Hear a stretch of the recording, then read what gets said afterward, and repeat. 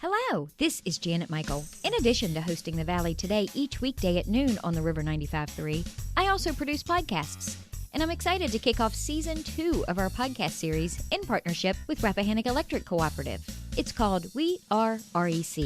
Every week we'll release a new episode talking to different people from REC about a host of different topics. We'll get tips for saving money on your electric bill. We'll talk about renewable energy and the impact it can have in our communities. We'll get some behind-the-scenes info about what happens when the power goes out in a storm. Don't miss out on information about community grants, scholarships, REC-hosted events, and more. Get every single episode on our website at theriver953.com under the podcast tab, or you can subscribe for free in Apple Podcasts, Google Podcasts, or on Spotify. Just do a quick search for We Are REC.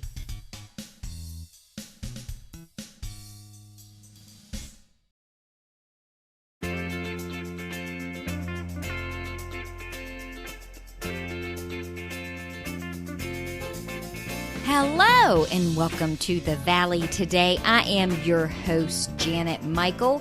Happy Friday. I've got a little bit of a twist on today's Valley Today episode for you. It's a bit of a shameless self-promotion of sorts. A lot of you who have listened to my show over the years have heard me mention on occasion this really cool podcast project that I have been doing for the last year and a half in partnership with Rappahannock Electric Cooperative. You can find all of those episodes, by the way, all those conversations on theriver953.com/We Are REC. You can also listen to them for free by subscribing in the Apple Podcast app, the Google Podcast app, or on Spotify. Today, I want to share with you a couple of those episodes so that you have an idea of what we're talking about in some of those podcasts, and then you'll be addicted and you'll want to go listen to all of them.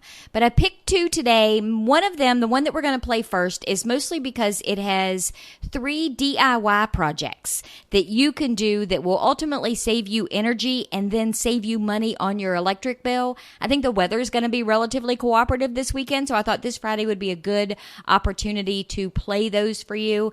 So this conversation is with Casey Hollins. She is the Director of Communications and Public Relations for Rappahannock Electric Cooperative. Have a listen to this podcast, and I'll be back with you in just a bit. We are recording today's podcast episode with Casey Hollins. She is the Director of Communications and Public Relations for Rappahannock Electric Cooperative. And even though we are both in the state of Virginia, we are on opposite ends, I think, of the state of Virginia. But Casey, we're going to be talking about 3 easy DIY projects to save energy. So I feel like we're on the same wavelength in our minds, even though we're not in the same portions of our state. So I'm excited to hear what these projects are, because I'm all about a DIY project. I have started to become really excited about DIY projects, and I've made this master list for my husband and I to do, because it's a perfect time to get things done that you might have been putting off. And the good news about the suggestions that I'm sharing today are that you don't have to be an energy expert to do any of these. These are easy ways to save energy, but also to take on a hands-on approach. And so we're going to talk about 3 different ways that you can start saving. Great. So what's the first one? The first tip is to really make the most of your water heater. This is one of the easiest projects that someone could do, and it's where you will actually insulate your water heater. And by insulating the water heater, especially if the water heater is warm when you touch it, you can save 7 to 16% on your water heating. And if your water heater is new, good news is that it's likely already insulated because of the way that the water heaters are now designed. But if you do touch your water heater and it's warm to the touch, then we encourage you to apply additional insulation. You can purchase pre-cut jackets or water heater blankets for around roughly $20 from your local hardware store. You will need 2 people to complete this project. Make sure that you turn off your water heater before you get started. So you will wrap the water heater blanket around the water heater, and you'll tape it so that you can temporarily keep it in place as you position it correctly. And if you need to, use a marker to mark the area where your water heater controls are so that you can then cut that space out of the water heater blanket. Once you have the water heater blanket in the correct position, then you'll permanently tape it in place. And after you've completed all of that, then you can turn the water heater back on. So if you do have an electric water heater, we want you to make sure that you do not set the thermostat above 130 degrees because it can cause the water heater to overheat. Just keep in mind that as I'm talking about this and I'm using the term blanket, that I'm really talking about a water heater blanket from your local hardware store. Don't go to your linen closet and pull out an old comforter and think you can wrap it around your hot water heater. That's not what this is about. Exactly. Well, that sounds like an easy project. So give me another one. All right. I know that you have talked about air leaks a lot, especially with Lewis, but I just want to reiterate how important and how beneficial it can be to caulk and seal air leaks in your home. A lot of the reason that people end up spending more on their energy bills is due to air leaking in their home. And you can really improve that by applying caulk around windows, around doors, around your electrical wiring and plumbing so that you can save energy and money. There are many different types of caulking available, and the most popular that people tend to use is silicone. Silicone is waterproof, it's flexible, and it doesn't shrink or crack. Anytime that you do a caulking project, and apply new caulk, make sure that you remove any of the old caulk around your windows or around your doors or around the space where you're applying the new caulking by using a putty knife, a screwdriver, a brush, or some other type of solvent. But the point is you want to make sure that you really clean that area. And then after you've cleaned it, make sure that it's dry before you start to caulk again. Caulk is now sold in a way that you can easily apply it. But when you do apply it, you want to make sure that you apply it in a continuous stream. Make sure it sticks to both sides of the crack or the seam. And then afterwards, use a putty knife to smooth it out and then wipe the surface with a dry cloth. That seems like another really easy project. Yes, it is. And it's just really something that everybody should do. And I know that in several of our other podcast recordings, Lewis has given some tips about how you can identify leaks in your home. And if you are thinking that you might have some, then I would encourage you to go back and listen to some of those podcast episodes and then consider this caulking project. So, Casey, we've got one more in our series of 3 DIY projects to save energy. What is the last project you have on the list for me today? The last project that we have today is weather stripping your exterior doors. So this goes back to that whole thing that we were talking about just a few minutes ago with air leaks. And again, air leaks are a huge problem that can really cause you to use more energy than you expect or than you need to. So weather strip your exterior doors and that help control drafts. Weather stripping materials vary. You can go to your local hardware store or a local home store, and they would be able to point you in the direction of a wide assortment of supplies that you can choose from. Make sure that you do choose a material that can withstand temperature changes as well as general wear and tear based on the location of the door. Keep in mind that you're going to need different materials for the door sweep, which is at the bottom of the door, as well as the top of the door and the sides. Make sure that when you start your weather stripping project, that you clean the molding with water and soap and then let it dry completely. It's always important anytime that you clean something and you're doing one of these projects to let that area dry completely. Measure each side of the door and then cut the weather stripping to fit that section. Make sure that it fits snugly to both surfaces so that when the door is closed, it compresses. And that's what helps to keep the air leaks from happening. It's that easy. So when you combine all of these projects that we've talked about together, it's a simple way to help you save money. I will tell you that when we put weather stripping on our front door, I noticed after Tim had done it that it was a little bit harder to close the front door. And I said, how come the front door I have to pull on it harder now to close it? And he said, because I weather stripped it and that means I did it right. So I guess I'll have to give him that one from his DIY project. Yes, you'll have to let him know he did that right. Well, That's Casey, funny. thank you for these 3 great projects. I'm going to put him to work on the other 2 as soon as he gets home from work today. I appreciate it. That sounds great. And really, anybody who wants to save energy and save money can do that by combining these simple projects together. And these are projects that anybody can do. So good luck with your DIYing. Thank you. All right, we're going to take a quick break and we will come back and play the second episode that I have in store for you today from the Rappahannock Electric Cooperative podcast series that I have been producing. So be right back. Expecting to hear a commercial? That's what this is, sorta. First, I want to thank you for listening to the Valley Today podcast. You're one of thousands who listen to the show this way every month. Sometimes it's because our listeners are busy and they want to listen when it fits their schedule, or it's a guest of the show who want to hear what they sounded like when they were on the radio. We even have a few binge listeners who listen to a week's worth at a time. Can you even imagine? So if you want those people, your potential customers, to hear your message, then this could have been your ad. And the bonus, your commercial isn't restricted to just 30 or 60 seconds. You can take up to 2 minutes to talk to those customers.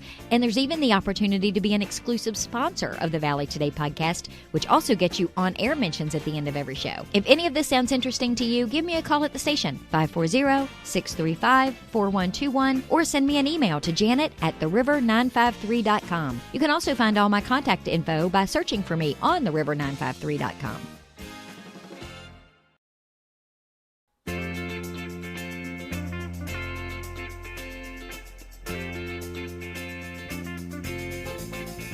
Welcome back to the Valley Today. I am your host, Janet Michael. If you are just joining us and missed the first segment of the show, give you a quick little background. Today I'm doing something a little bit different with the episode. I am playing a few podcasts that I have recorded over the last year and a half in partnership with Rappahannock Electric Cooperative. We've been doing them for a little more than a year now. We try to release one every single week. You can find all of those conversations at theriver953.com/we-are-REC. If you want to listen to them on your phone, you can download the Apple Podcast app, the Google Podcast app if you have an Android. You can listen to them on Spotify. You just have to do a search for We Are REC. Doesn't cost you a dime to listen to them that way. And you can subscribe, which means you get a notification every single time a new one goes up. But we listened in the first segment to 3 DIY projects that you can do at your house to save energy that then ultimately saves you money on your electric bill. This next segment that I'm going to play for you is kind of similar to that. Casey Hollins, the Director of Communications and Public Relations for Rappahannock Electric Cooperative, gave me some energy-saving tips. She framed it as energy-saving tips you may not know, and there were some, actually, that I didn't know. So have a listen and see how many of these you're already doing and how many of them you're going to put into practice this weekend. We are in the studio today with Casey Hollins from Rappahannock Electric Cooperative. And Casey, you have some energy efficiency tips. Your headline says energy efficiency tips you never knew. And I thought, oh, please, I've been doing this podcast series with you guys for a year. I'll bet I know them all. And then I started looking at them and I didn't know some of these. That's good. So let me have them. Give them all to me. All right. So let's start with dry towels and heavy cotton items like bedspread separately from lighter clothes like t-shirts and thin skirts and things like that. Dry those separately. You'll spend less time drying the lighter weight items if they are dried separately from the heavier items. Makes sense, but not something I would have normally thought to do. I just throw them all in the dryer. Me too. Your heating and cooling require more energy than any other process in your home. So without proper equipment maintenance and upgrades, like making sure your insulation is the proper depth, sealing air leaks, if you don't do those things, you won't notice the optimal savings that you could have, and those savings could be about 30% on your energy bill. So take the steps that we've talked about in other podcast episodes about heating and cooling so that you can reach that optimal 30% saving. I'm all about the 30%. Me too. Every penny counts. If you wash your dishes in the dishwasher, choose the air dry cycle as opposed to the dishwasher's dry cycle. If you don't have a special cycle, you can just open the door after the rinse cycle. And then doing this can cut down on your dishwasher energy use by at least 20%. If you still hand wash dishes, my grandmother does. I used to love to wash dishes with her. Air dry those in one of the racks. That can help you save energy as well. My dishwasher is named Tim. Aww. We don't have an actual dishwasher. Your husband, Tim. So my husband, Tim, is my dishwasher, and he air dries them. I bet there's a lot of ladies listening who are going to call you to ask how you trained him to do that.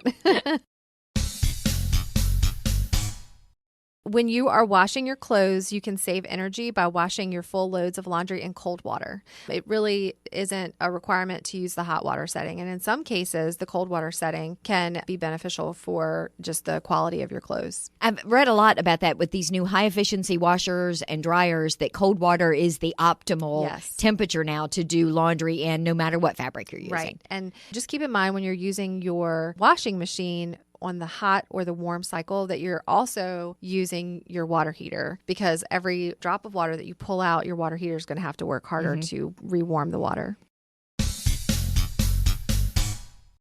A lot of electronics are being used in households today, from gaming systems to Blu-ray players, high definition TVs, you name it. So if you have a lot of electronics in your home, you can really improve on the efficiency by using a power strip. And one of the benefits of that is when you're not using those, turn the power source on the power strip off. Anytime that you walk through your home and you see those glowing lights at night, all of those devices in your home, they're still using electricity. That's why that light is glowing. So plug them into a power strip and then turn that power strip off so that that device still is not using electricity. Or if you don't want to use a power strip, or if you plug a device directly into the wall outlet, simply unplug it and then replug it when you're going to use it again, especially a gaming console. They use a lot of power. So much of what you can plug in and turn on and off now can be done with technology. You can tell Alexa to turn off the whatever. You can say, turn on the living room lights, turn off this. There's a lot of that can be done now, too, that makes it a whole lot easier, that you can just set it at 10 o'clock,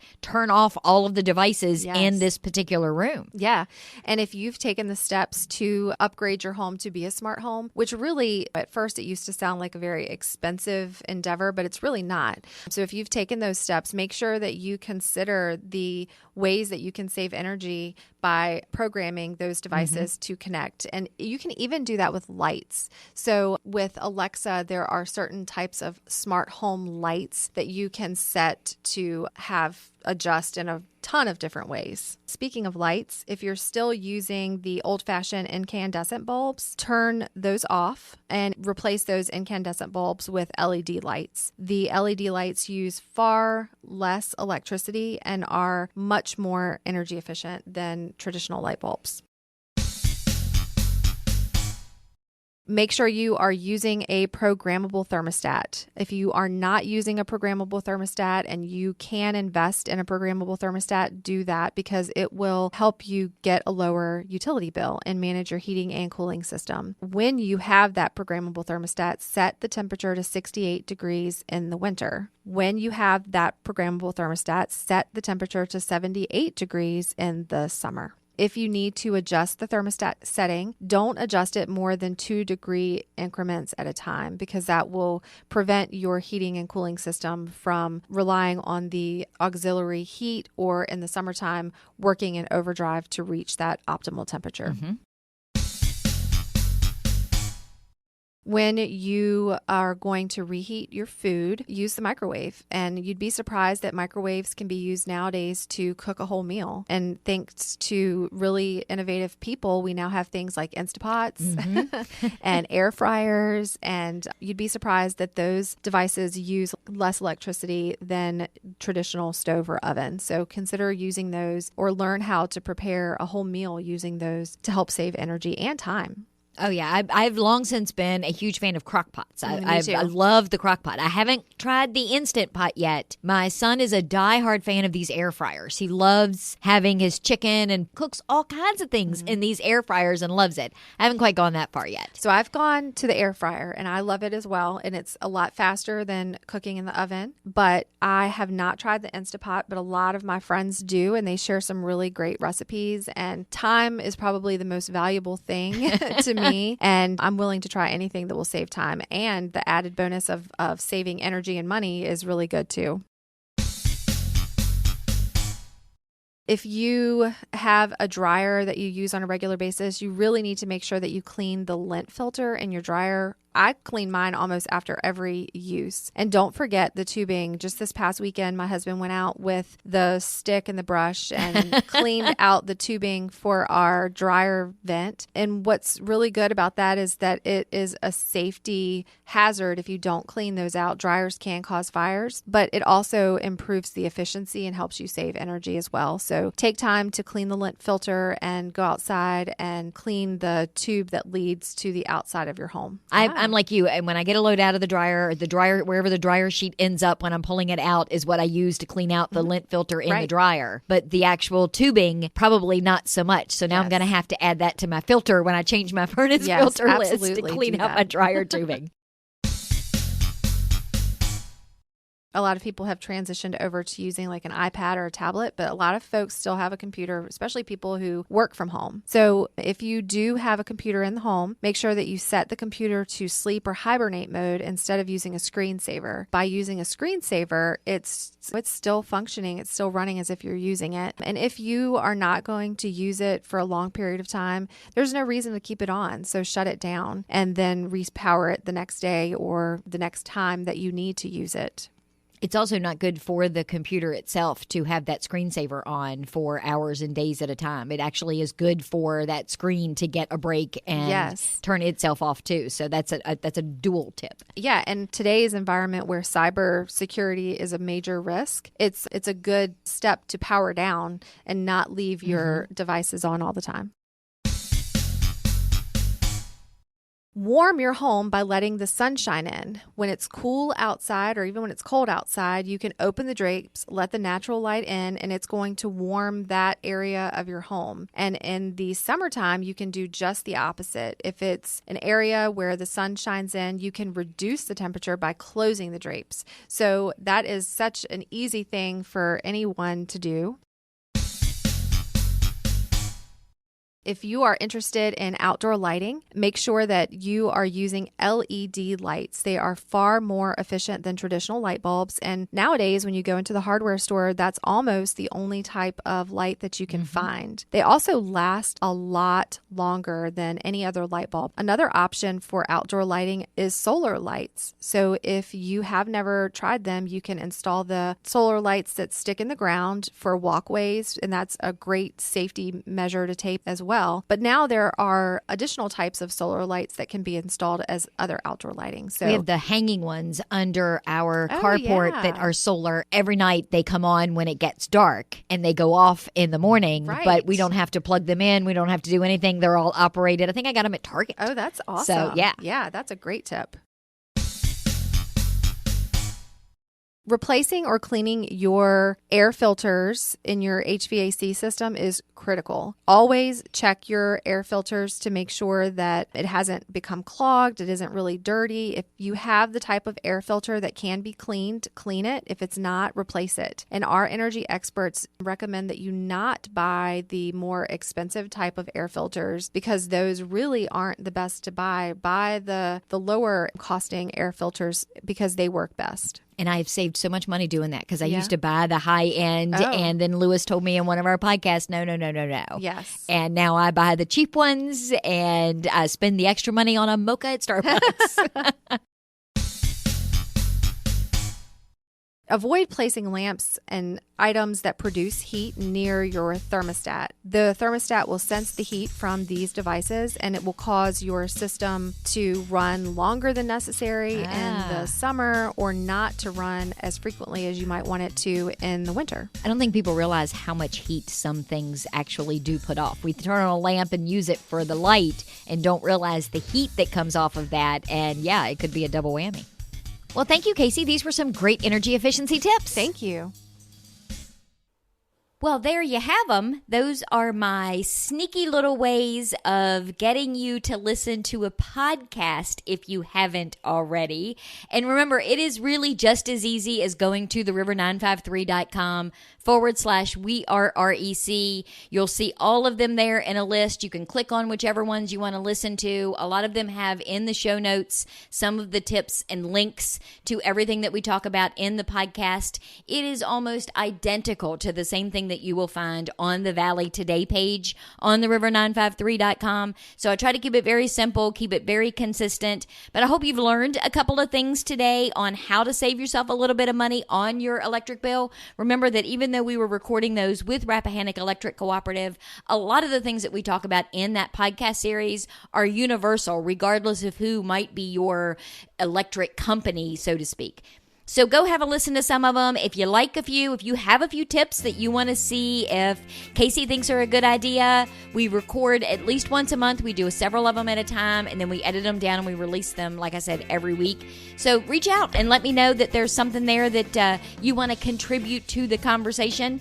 Otherwise, it is Friday. I think if we get through the storms, it's going to be a relatively nice weekend. So I hope you get outside, you enjoy it. I've got a rather large project that's going to be happening in my side yard. I bought one of those big old sail type awnings that we're going to try to install, a little bit like what Casey was saying in one of her tips, covering up one of the windows so the sun doesn't come through and heat the house up unnecessarily. So keep your fingers crossed that this giant orange sail looks as good attached to the side of my house as it did when I saw the picture of it online. But I'll meet you back here on Monday a few minutes after noon, and we'll have a whole new episode of the Valley Today Show ready to go for you.